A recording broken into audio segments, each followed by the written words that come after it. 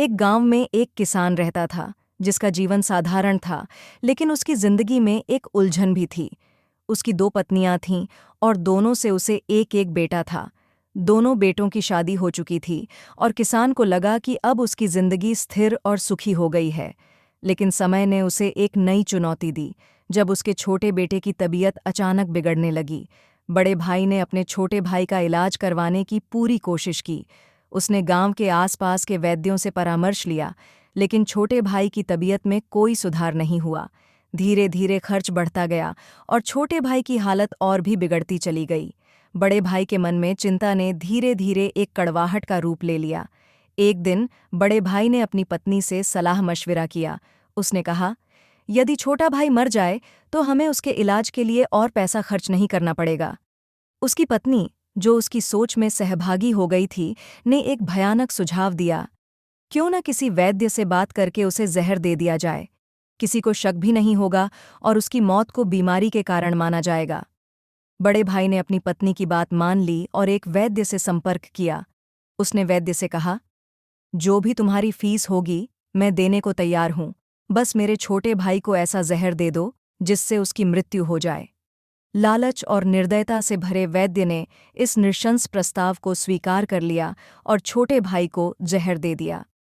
कुछ ही दिनों में छोटे भाई की मृत्यु हो गई। बड़े भाई और उसकी पत्नी ने अंदर ही अंदर खुशी मनाई, ये सोचते हुए कि अब रास्ते का कांटा निकल गया है और सारी संपत्ति उनकी हो गई। छोटे भाई का अंतिम संस्कार कर दिया गया और समय बीतता चला गया। कुछ महीनों के बाद किसान के बड़े बेटे की पत्नी ने एक बेटे को जन्म दिया। परिवार में खुशी की लहर दौड़ गई और उन्होंने बड़े लाड प्यार से बच्चे की परवरिश की। समय के साथ वह लड़का जवान हो गया और उसकी शादी भी धूमधाम से कर दी गई।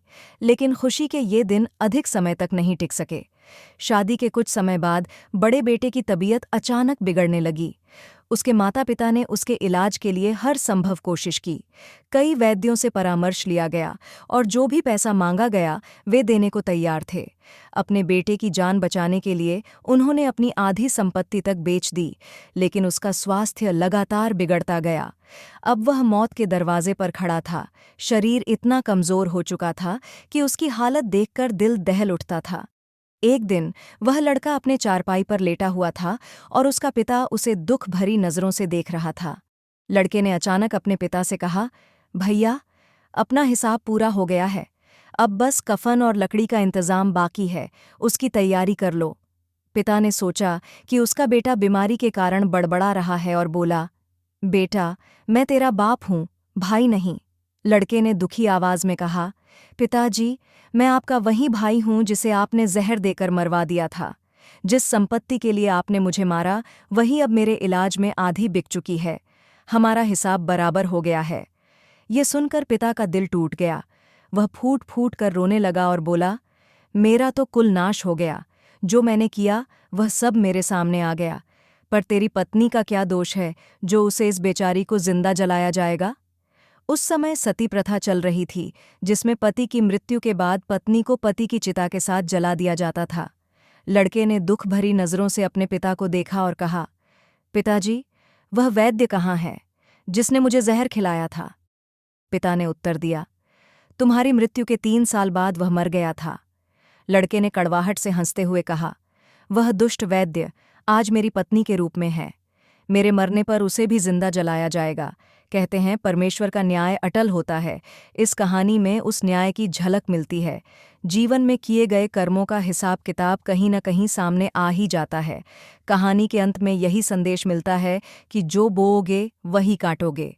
जीवन में सच्चाई और ईमानदारी से जीना ही सबसे बड़ा धर्म है। अंततः यही सच है कि धर्मराज लेगा तिल तिल का लेखा, आरण संबंध जुड़ा है ठाड़ा, अंत समय सब 12 बाँटा, साभार अज्ञात